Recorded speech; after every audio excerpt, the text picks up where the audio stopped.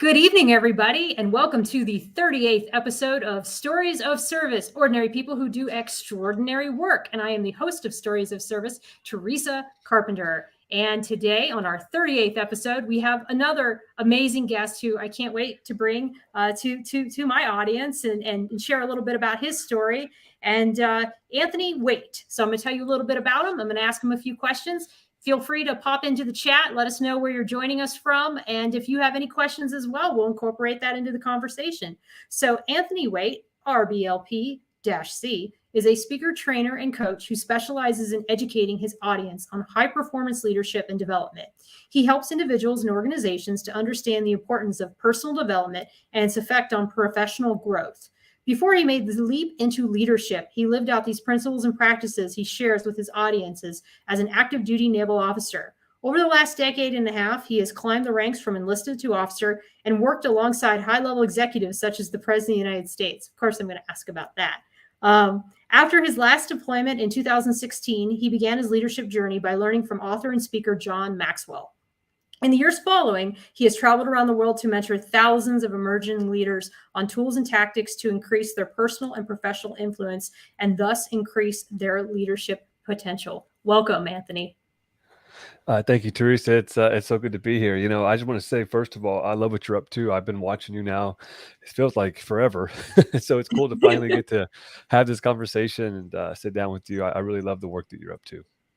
Well, thank you. I really appreciate that. And well, first off, because you are in the military and you're also active duty, it's always neat to talk to other active duty, and you're a naval officer. It's always amazing to hear people's journey and how and why they joined. And I know people get asked that all the time, but I just never grow tired of hearing the origin story. So can you tell us a little bit about how and why you joined the service? Yeah, it's funny. I used to kind of shy away from that question. Why'd you join the Navy? And for a while, it was because I think really I was ashamed of it. When I joined the Navy, I was homeless as a teenager. Many people don't know this, but I grew up struggling, probably like most people that join the military. Trying to find your way, looking for a better chance. And for me, the Navy was kind of a second chance at life. I grew up in a rough family, single mom, raising 4 kids. And her husband battles with alcohol, and unfortunately, when he drank, he got very abusive. And on my graduation from high school, I barely graduated high school, and I thought that was a big accomplishment. I was like, I finally graduated high school. I think the world is mine. I accomplished something. And on that night, he punched me in the face, and that was kind of the last straw for me. To with the mental, physical abuse, and so I left home. And so for about 1.5 years, I was living kind of from friend's house to friend's house, sleeping on a couch. And so I joined the Navy really as a chance to just do something with myself. I didn't know what at the time, but I knew there's something more than just kind of trying to figure out where I'm going to get my next meal. You know what I mean?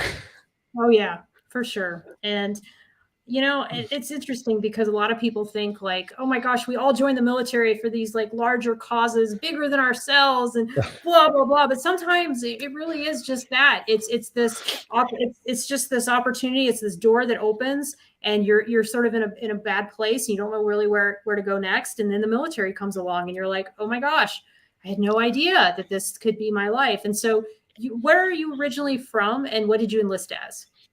Yeah, so I'm originally from Houston, Texas. So it's kind of funny. 18 years later, my career kind of went full circle. I'm back here in Texas, but I'm in San Antonio now. I'm an instructor at our hospital corpsman A school, which is the rate that I joined as an enlisted. I joined in as a hospital corpsman many years ago, and so now I'm back full circle as a naval officer teaching at the same school that I graduated from. Oh man, that's so cool! Really, so cool. And what was it about being a corpsman? Why did you choose to go into the medical field? Well, if I had to be honest with you, I didn't have many choices because my ASVAB score wasn't that high. But funny you ask is my original job was AS, aviation support. And when I went to the recruiter and said, hey, I just want to get out of this place, like let me join the military and get out of here. Usually they have to convince people. For me, there was no convincing. It was like, all right, hold on, guys, let me get, there's a process involved. And they said, well, we got aviation support. You get to fuel the jet. It's really cool. You'll fuel the jets, you learn welding and all this stuff. And I was like, whatever, man, if it gets me out of here, I'll do it. They said, the problem is you don't leave for 6 months. And so I was in delayed entry program, supposed to be for 6 months. But I knew that if I would have waited 6 months, I probably would have never joined the military, or something would have happened. My life wasn't stable enough to say, okay, I got 6 months to like wait around and get this Right. opportunity. So that was on a Monday. He called me back on a Wednesday and said, hey, guess what? We have medical opened up. Would you be interested? I'm like, yep, absolutely. He goes, all right, well, you leave Friday. so, so they switched my program from aviation support to hospital corpsman.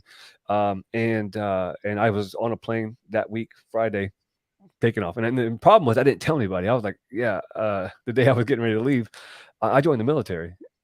So it Oh was my just God. like, I'm out of here. So Yeah, I can relate. My mom, my friends and family were just like, "What are you doing? You're joining the military?" Like yeah, nobody from my town was joining. I mean, none of my friends. It wasn't something that was in my family or anybody knew anything about. So it was just so different than anything anybody else around me was doing. But I can relate yeah. to that. Well, and their initial reaction was, oh, you're gonna die. You're gonna go to war and you're gonna die. Right. Well, That's what it, most it, people think. Yeah, and as oblivious as I wasn't aware that we were just entering into the Battle of Fallujah, which was 2004, and it was a major war. Like we were in a big fight with Afghanistan and Iraq, and everything kicking off. So, as a corpsman, I thought, oh, okay, no big deal. I'll be in the medical field. I had no idea that corpsmen were serving alongside Marines. So I was like, I'd set up for the right job. So I was like, I'm in the Navy. I'm not gonna die. Like I'm not going to war. Like, and little did I know that. I would be caring for wounded warriors from Iraq and Afghanistan who were literally blown to pieces. So Wow, wow. So that's what I was going to ask you. Were you a corpsman that did travel to combat zones with the Marines? But it sounds like you actually cared for some of the ones who were coming back. yeah. My first duty station was in Bethesda. Most of my Mhm. friends that were in my class went off to like San Diego, to the ships, to Norfolk, wherever there was water, and then I got Bethesda, and I was thinking like, well, what's in Bethesda? Like, Right. there's not a Navy ship in Bethesda, but it was the National Naval Medical Center, and at that time they were taking in wounded warriors from Iraq and Afghanistan. So we were very busy, and all of our patients were war casualties. So Wow. Wow. I mean, it really is like the generation that you're in, that I'm in. And we really are seeing some of the thick of the combat zones and some of that type of stuff. And a lot of people do think like, oh, you're in the Navy, you don't see any of that. And I think that that's kind of a misnomer. I mean, some people do and some people don't. But I think that everybody is somewhat impacted by somebody who's either served in a combat zone or some ways in which people were personally impacted. So, did that influence you to keep on going and decide? I think you are a Navy, you're a nurse, right? And yes. that's what you decided to do. What was it that pushed you to say, okay, I want to take this further and become an officer?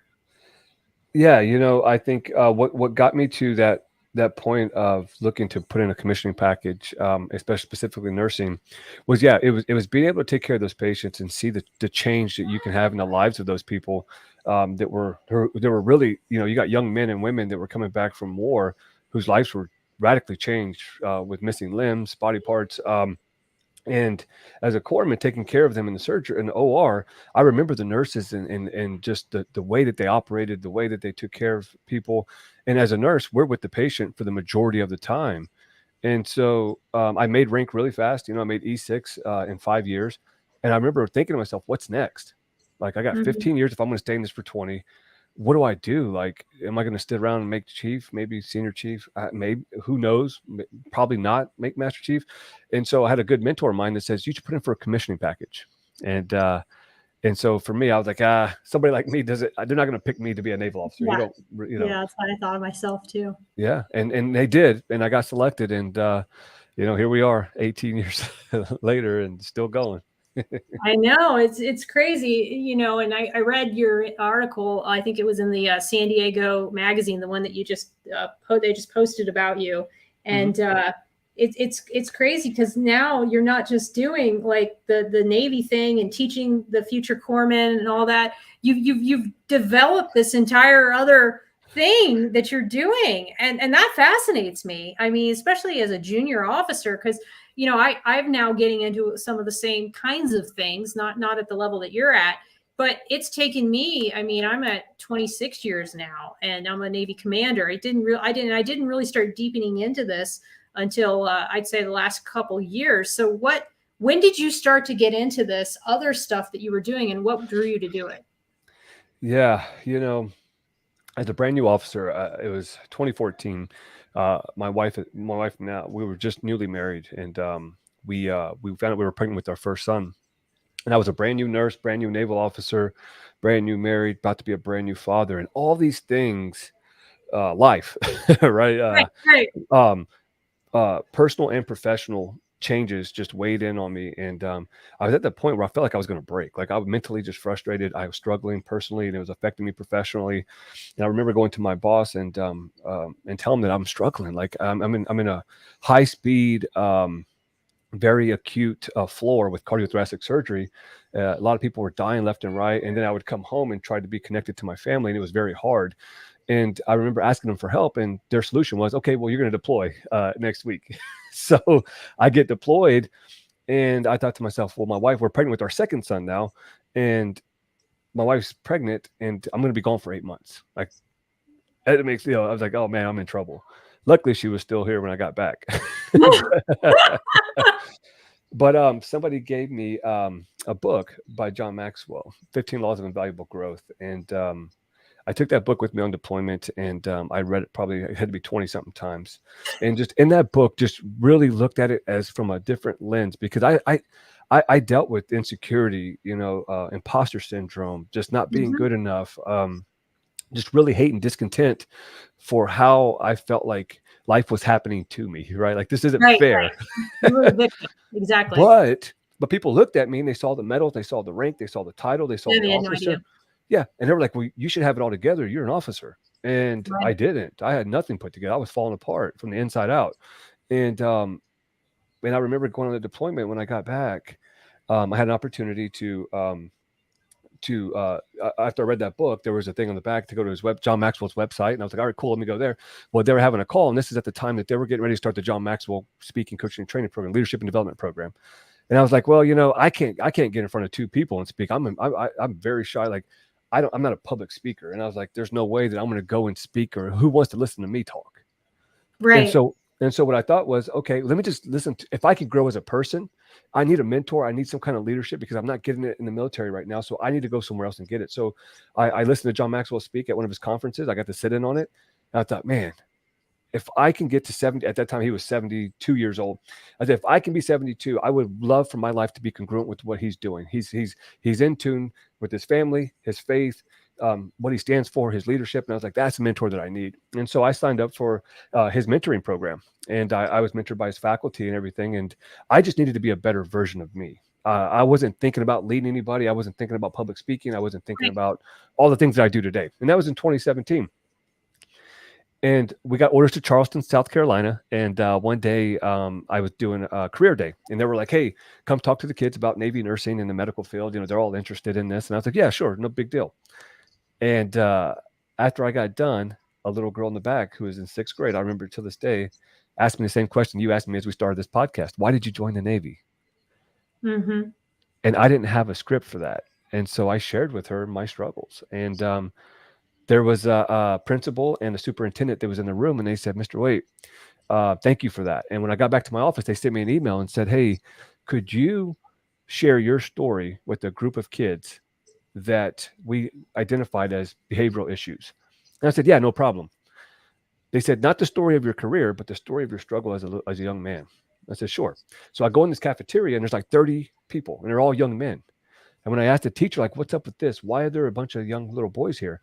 And they said, these are all of our problem childs. And what happened is if there are behavioral issues, we don't know how to deal with this, so we're putting them in special education classes. And I said, well, that's not right. Like, what do you, I mean, we don't know what to do with them. Can you help? And so I said, well, let me think. I went and talked to him.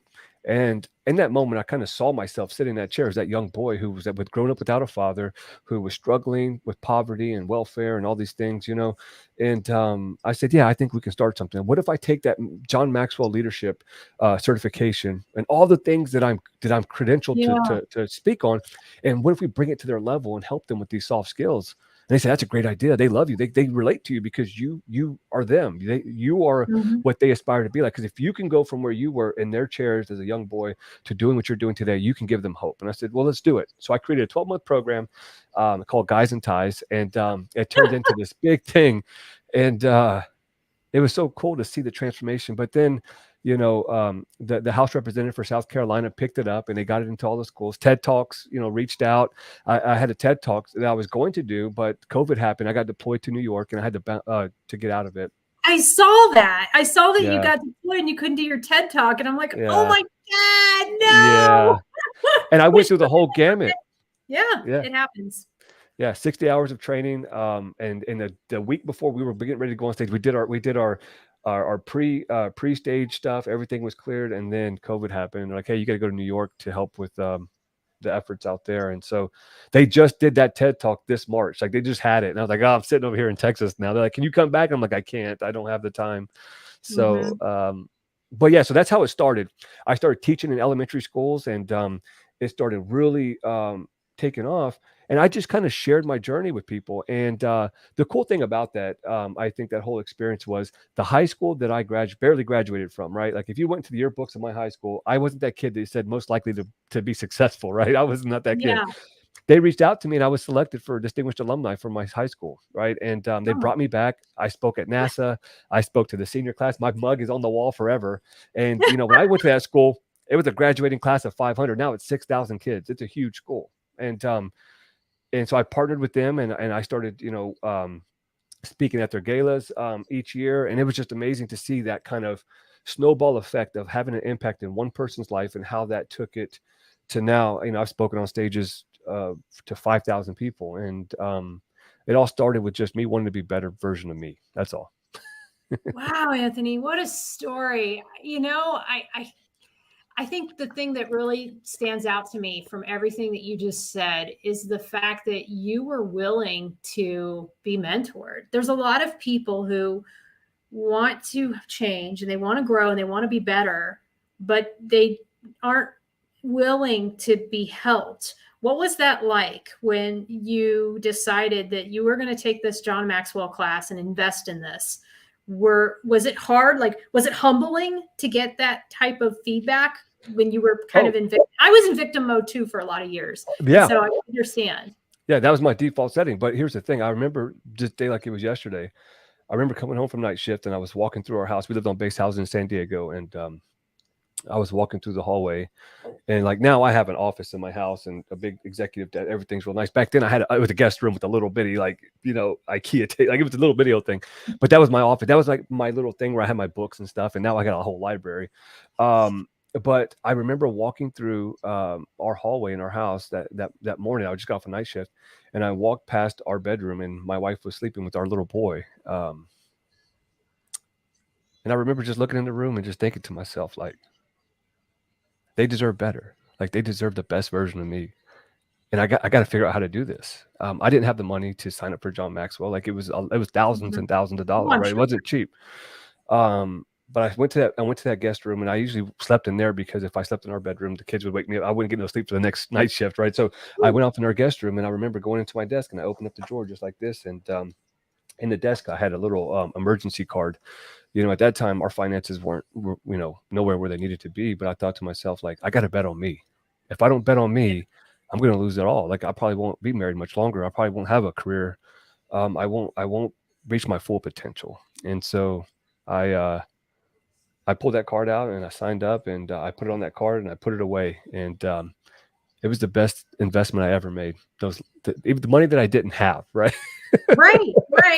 And there's so many people that I think want to invest in things like that and invest in themselves, but they're like, oh, I just don't know if it's worth it. I don't know if I should do it. And can you tell me a little bit about the coaching industry? Because I think it's really hard. And I'll tell you, because I've thought about, getting a book coach, for an example, for a book I'd like to write or this or that. And it's so hard for me, I think, to make that transition from, oh my gosh, I can do it myself. I can take a class or, to saying, no, I'm going to work with a coach and I'm going to let myself be mentored. Like, who's the guy that's really big? Tony Robbins. He's the one that always comes to mind when you think of coaches and leadership coaches.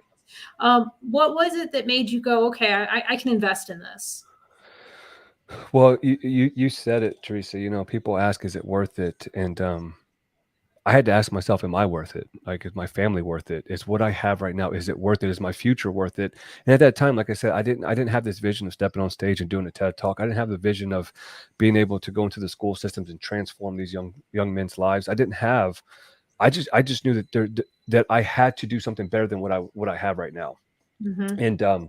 And I'll tell you, the coaching industry right now, if I had to be honest with you, there's a lot of people out there who are not living in integrity. Like, there's a lot of people out there that will, they will say one thing, but their life's a whole different thing. And so it was very scary. But when I look at somebody like John Maxwell, he's the real deal. The real deal. And he's been doing it for a very, very long time, like before I was probably born. Right. And since then, I will tell you, if I had to be honest with you, I've invested in programs and it wasn't what it was supposed to be. I paid, a couple $1,000 for a mentor who was going to help me with this, or help me with my speaking, or help me with take Sure.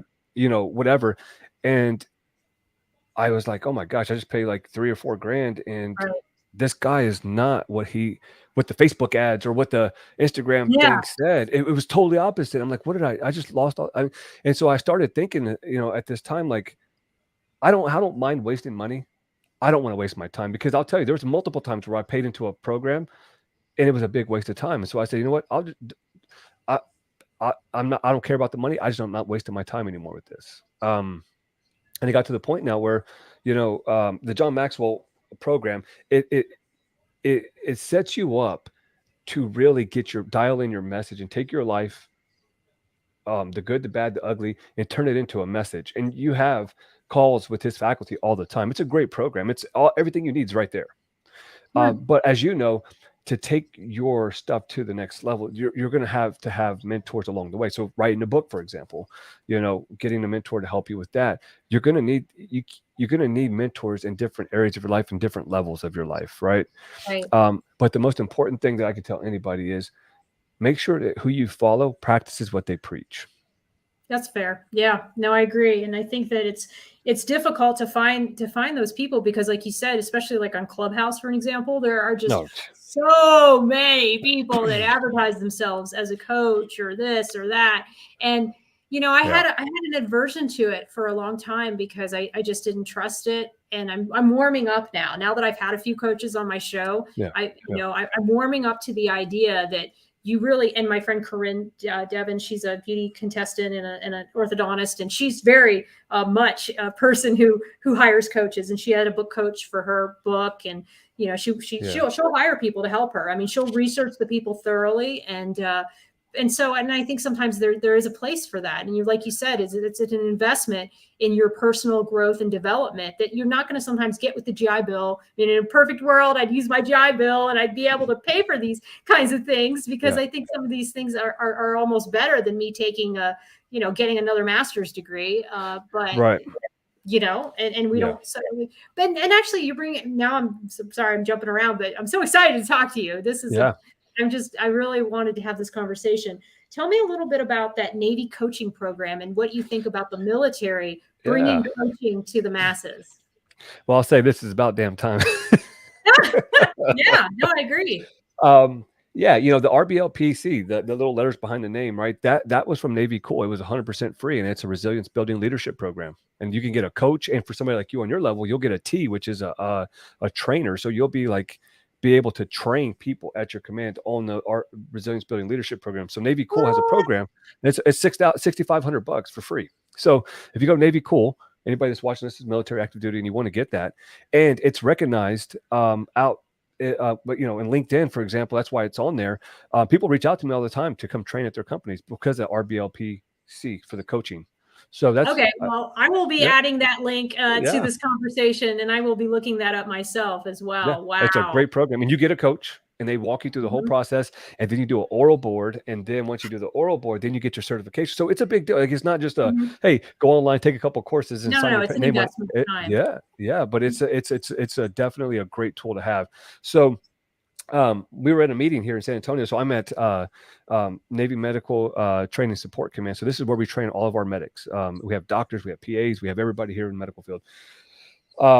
And we had a meeting, and they were saying, hey, the PERS, Personnel Command, is coming out with this My Navy coaching program. And what they're trying to do, it's geared towards the E5 and E7 level, and then the O1 through O3. So it's the junior personnel that they're trying to coach up, because as you know, like you said, you have to wait in the military. I think where we fall short is you have to wait for certain wickets or certain ranks to go to certain leadership training, which I think they should do at an early stage so that we can grow into leadership instead of just be given a training when we're lieutenant commander and all of a sudden now you're in charge of a division, Right. you know. Right.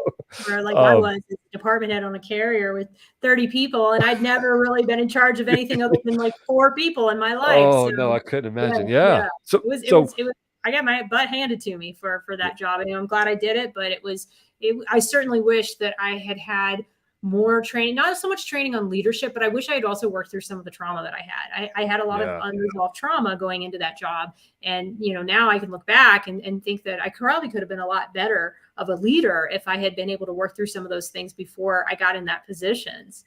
100%. And that's really important for people to have that kind of growth and development early on in their career. So I think it's amazing that the Navy's offering that opportunity. And I hope that the other services are doing something similar. But no, Navy Cool is a great program. And the certifications that you can get through the military, they're not just through the Navy either. All the other services offer them. And they're completely separate from tuition assistance. They're separate from your GI Bill. And so they are another resource to tap into. So I didn't know there was anything related to coaching in Cool, but I'd never really researched it that far. So that's amazing to know that. Yeah, and it's an amazing opportunity. And as you know, civilian and active duty, I mean, resilience is huge right now with all the things that are going on in the world, and with the economy, COVID, all the things that are happening. Resilience is something that's highly needed, both at the elementary and executive level. And so I've been able to, a lot of my speaking and training comes on resilience in those areas from elementary to executive levels. So. Yeah. So how did you went from, you had to build this program that I'm sure you learned about through your Maxwell training, and you built this program for the school, the Guys in Ties. And then from there, how did you parlay that into all these other speaking engagements and then doing everything else that you're doing and building your business?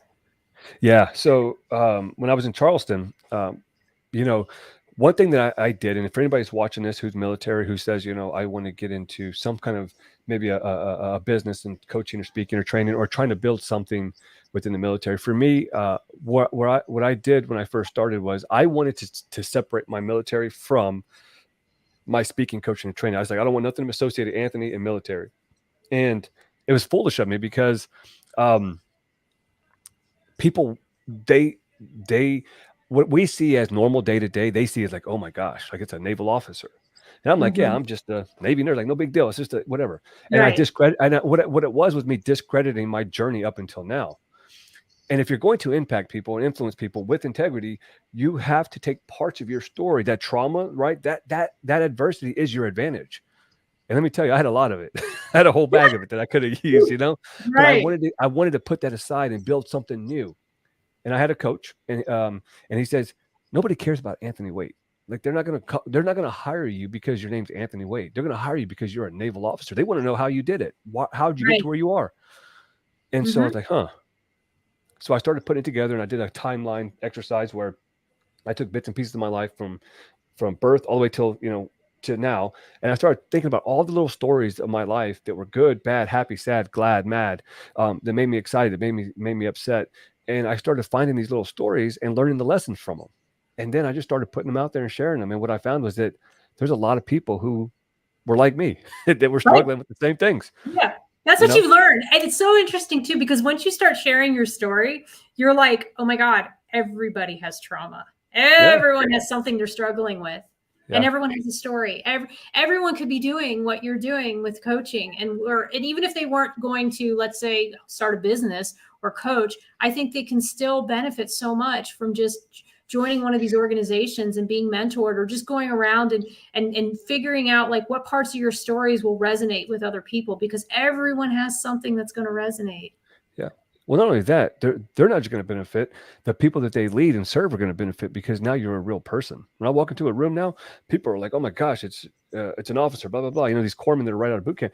And when I share my stories with them, they're like, "Oh man, he's just like me." Like, sir, and it opens the door for opportunity to impact people, because now they see me as, "Hey, I'm struggling with this. What would be your advice?" A kid the other day asked me, "Sir, what is your take on sacrifice for success?" And I was like, huh, that's a good one. So my students ask me these questions, they're like really deep questions. And we teach curriculum, but I'm like, let's save some time and we'll do some training on it. And I share with them the stories. Like, for me, for a long time, sacrifice, I thought you had to sacrifice, your relationships. You had to sacrifice your income. You had to and it's like the things that I sacrificed to get to where I'm at had a lot to do with me. I had to sacrifice the limiting beliefs, the negative self-judgment, the negative self-talk, the feelings that I'm not good enough, that little voice that says, who do you think you are? Those are the things you got to sacrifice. If I didn't have to sacrifice my marriage to do what I do today. I didn't have to sacrifice my relationships with my kids or my own health and well-being. I just had to let go of all the negativity. And sometimes that included people, Oh, yeah. Oh, yeah. And I think what a lot of times people don't understand either is that the journey never stops. Like self-help and healing, I think you're always learning and growing, and you're sometimes making the same mistakes. I think the thing that I've noticed about my healing journey is that I'm still triggered by the same things, but then the distance between, me getting past the issue and me communicating it and being able to process it is so much smaller. Because the issues still happen and things still trigger me, but now I'm able to recognize when I'm in like a shame spiral or when something's reminding me of something from my childhood. And then I'm like, oh shoot, this thing is something that I'm still continuing to struggle with. All right, well, that's a sign that that's something I still need to grow about, I don't know if that happens to you as well. All the time. I mean, I think that, like you said, it never goes away. And I think knowing that was one of the biggest breakthroughs that I had, is knowing that this negative thought, this negative feeling, it never goes away. So when you can identify it, then you can redirect it into the right direction. For a long time, when I stepped on stage, I would get very, very scared, and I would get, palms are sweaty. I'd get like high, heart racing, all these things. And I was always trying to figure out, is it fear? And what I found was that it was excitement. But I thought it was fear because I lived most of my life in fear growing up. And so I never knew what excitement actually felt or looked like. So I was like, it must be fear, but they share the same emotion. They do. And they feel the same. You're right. You're right. Because you're excited and you're like kind of pumped up and you're very, in the moment, you're very present when you're about to speak. And I think sometimes, you're right. I get the same thing. My heart starts to beat. And I think it's also because I'm excited and because I'm really pumped about what it is that I'm going to talk about. And a lot of times you're right. I'd mistake that. And I think, oh man, I'm so scared to talk, but I don't really think that's what it is anymore. What's your advice to people who are in this part of their career? Because now you're going to be in this next journey. And of course, I'm asking you a lot of the same questions, but I hope my listeners will appreciate, but it's also where I'm at too mentally, is, preparing for that next chapter. What is it the advice you can give to people when they've had a job for a while, or they're in a job that they don't even like and they don't want to do, but they need the money?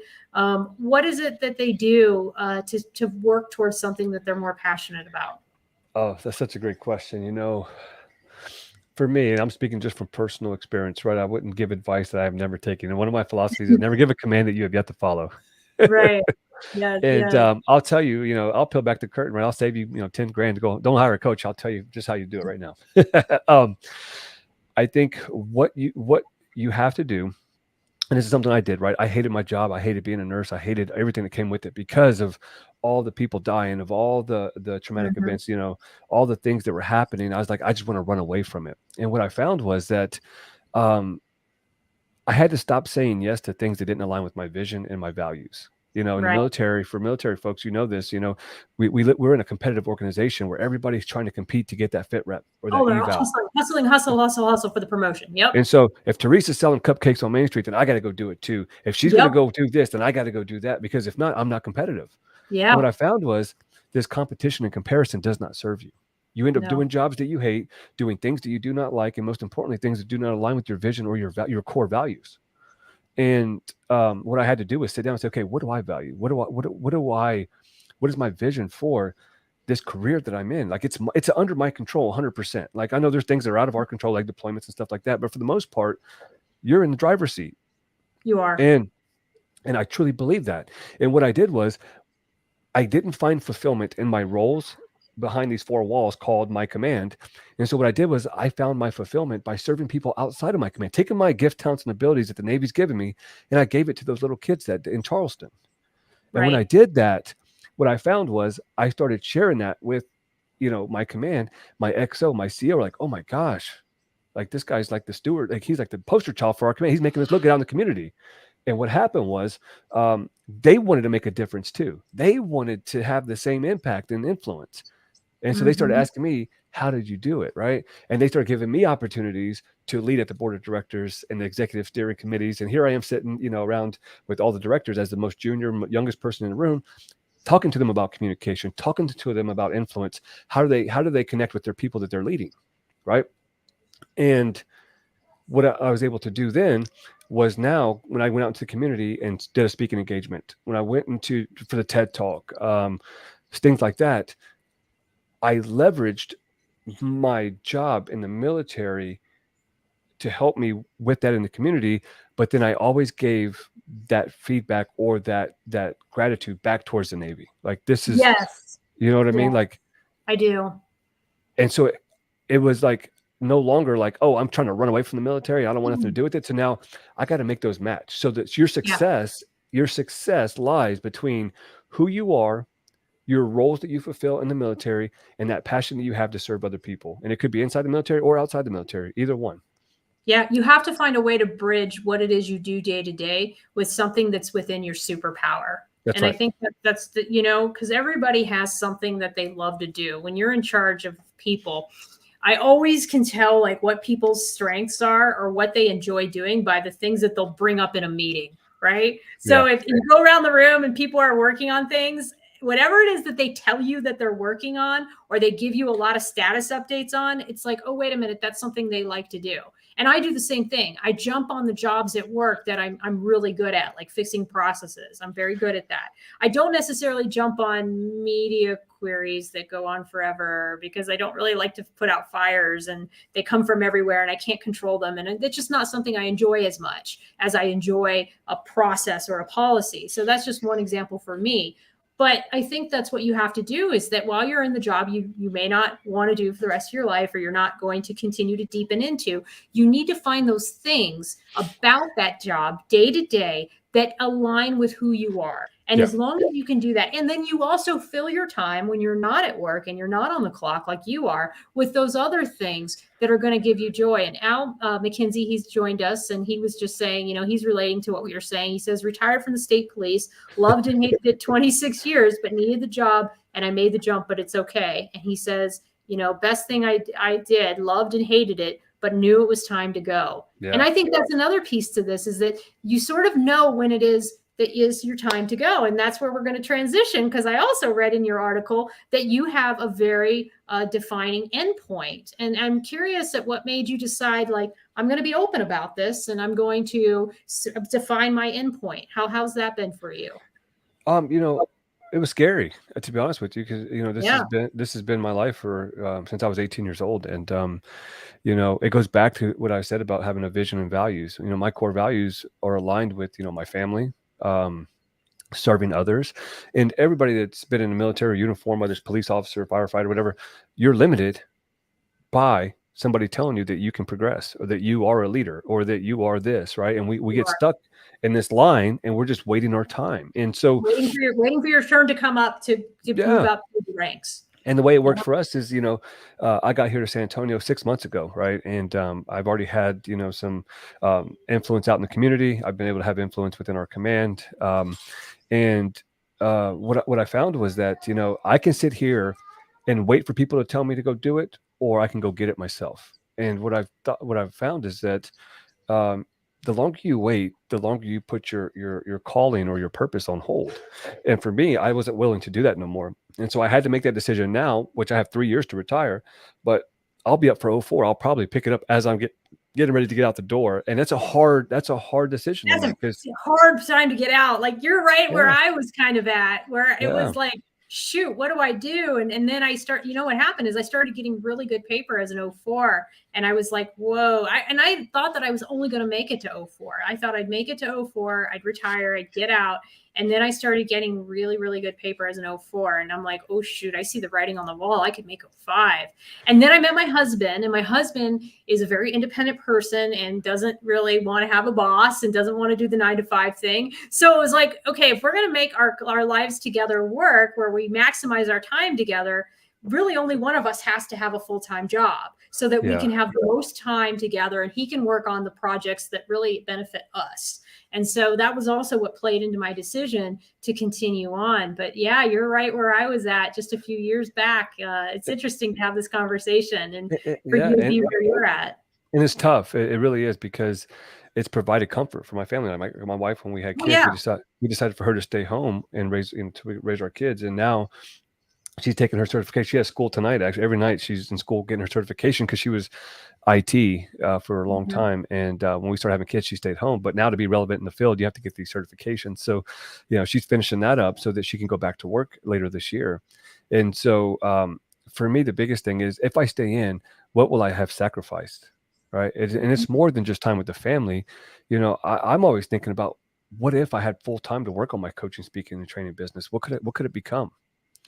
Because there's times where I come home and I work on this, I work on my time off, but then my time is very limited. Then there's days where I'm burnt out, and there's weeks where I go without posting anything because I just can't. I'm just like, I don't want nothing to do with this computer. I'm tired of speaking. Right. And it's the reality of it, because I'm so busy. I'm on the podium speaking 8 hours a day. The last thing I want to do is go into a public speaking engagement. Well, and that's the thing, Anthony, I'm so impressed by what I see you doing. And for those of you watching the show, you might not be following him on Facebook, but if you are following him on Facebook, you ought to follow him on Facebook, because he does these Facebook groups and you do these sessions and you are just so inspiring. And it's great to see like all the people who join your programs. And I watch you and I'm like, wow, like he's really balancing, like, he's got a family, he's got a full-time job in the Navy. He's and he's doing this like coaching, speaking business. And no, I see what you mean. I mean, time is the one thing that we all have and is in short supply, and we have to strategically choose how best to spend it. And when you get to a place where you see, like you're seeing with your work, that it's got that potential to grow, and you see that, oh my gosh, if I put even more time into it, where would it be? But it's scary. It's so scary when this is all we know. And I think that's how a lot of people feel about the military, is like, this is all we know. We've been in it for a long time. I think it takes sometimes more courage to leave the military than it does to fight to go to the next rank. Because I think sometimes it's like, we know what to do. We know the rules for promotion. We know that blue book, but this is a blue book that we don't know. It's uncharted territory. And, what I'll tell you is, I just saw this play out this week, and I have a coaching group, and I shared this on the call last night. We have our calls Thursday nights at 7 p.m. And this week I was yesterday I was at I didn't bring any lunch, so I went to the cafeteria to get some food, and they were having a Master Chief, like the Force Master Chief was having their symposium here in San Antonio, and all these Master Chiefs were just walking around everywhere. Like, it was just khakis and Master Chiefs everywhere. And I was like, what the hell's going on here? And not one, but 4 came up to me and said, oh, you're the LinkedIn guy. Oh, you're the Facebook guy. Oh, you're the mentor. I love what you're up to. I had no idea who these were. And these were command master chiefs from all over the world.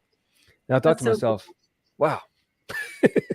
Like, that's so cool when you're having an impact like that. Isn't it feel so good? I get notes sometimes from people too, and who tell me like, I love your content. I love what you're doing. And I'll tell you, what's really interesting, Anthony, and I think that people really should take this to heart. I get more feedback sometimes on when I just share my stories. Like, if I go out in town and I take a photo and then I have a story that goes with the photo.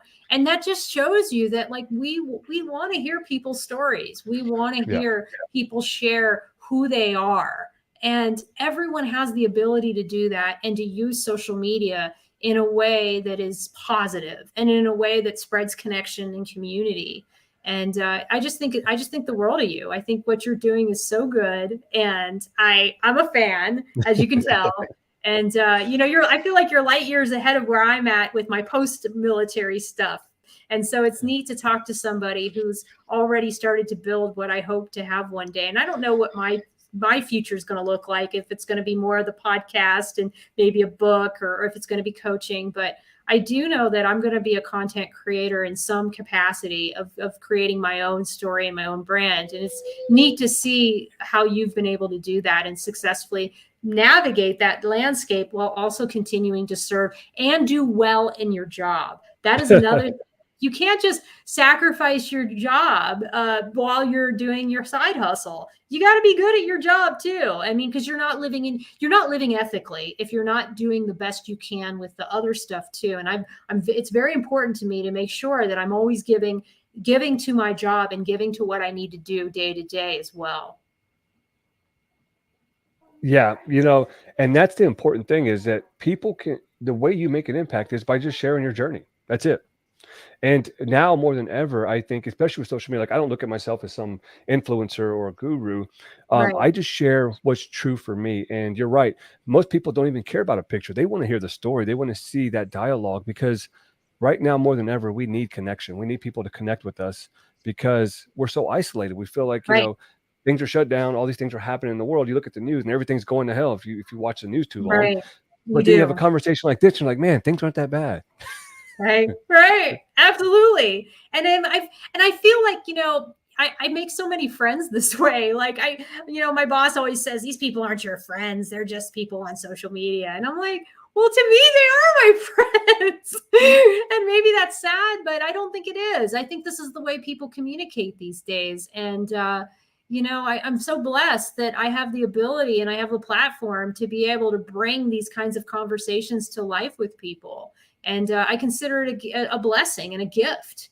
And, I will continue to do this until I retire, because I think that it's so important. And I hope to continue it after I retire, because I think that it's important for us to, like you say, share our stories and build connection and community, because then we find people who are like us. We realize, like, oh, shoot, I'm not the only weird kid in the room that does this thing or that thing. Well, and then when you put your message out there and you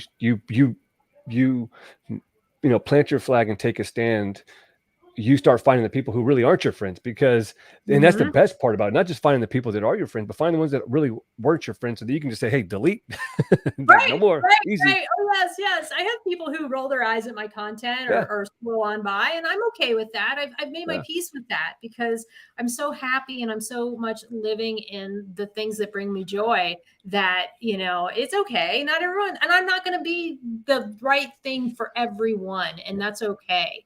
And so it's just something that you learn about yourself as you deepen into who you are and how you want to give back and the ways in which you want to contribute, which is so important. So now you've got 3 years left. So how are you intending, like, what, are you planning on just continuing to slowly build this business?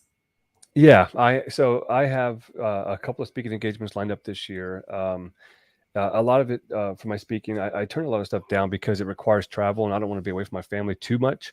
But I do have a coaching group, the Lead 360 Academy, and I have about 11 people in there.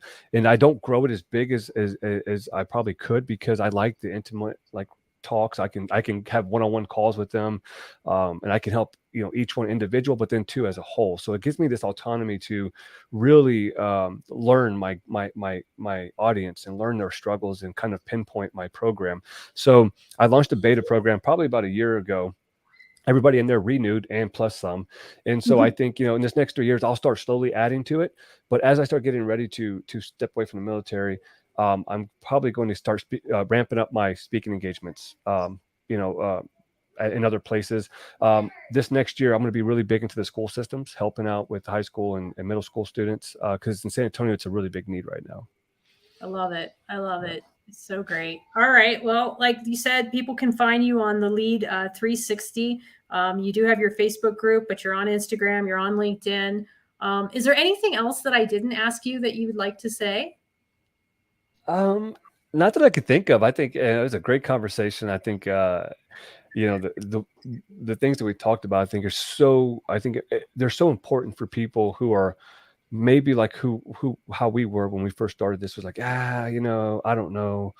I look at somebody like Al who commented here, 26 years. I mean, there's so much knowledge and wisdom there that he could probably share to change a lot of lives in that industry, And I think that, I would love to, if we do get a chance in the future to do another one on another topic, because I think we could sit here and talk. I could talk to you all day I can long. talk to you for hours. I know that's how I feel about you too, Anthony. I'm like, whoa. See, Yeah. I love when I have these kinds of connections with people virtually, because then you just know that you're going to have that same chemistry in person or whatever. And it's just amazing. And, it really makes you think about the power of connection. It reminds me of Chase Hughes. He's the body language expert that I had on recently. And he's got a really big show called The Behavior Panel. Yeah, I watched that episode that you did with him. I thought that was a really interesting niche that he has. Oh, yeah. I mean, like, fascinating stuff. And all the guys in his body language group that he does the show with, he didn't know any of them in person. They all met because they were active online, and they all had their businesses and their books and their coaching and all that other stuff. And they just happened to cross paths. And then they've just shared recently the whole story of how they all came together to do the show.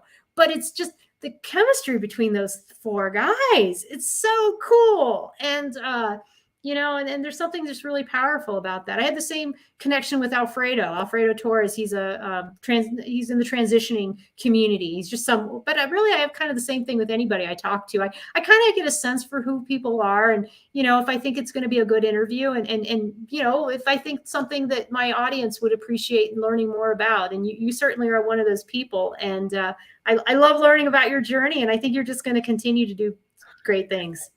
Thank you. Appreciate that. All right. Well, I will meet you backstage, so just hang out here for a second. I'm just going to close up. I want to thank everyone for joining us tonight. Hopefully, I'll be trying to give you guys another show in about a week or two. I'm doing a 4-day on, 4-day off watch right now, where I work 4 p.m. to 2 a.m. And so I've only been able to do these shows on my days off. But thank you all for watching. Have an incredible evening and enjoy the rest of your weekend. Bye now.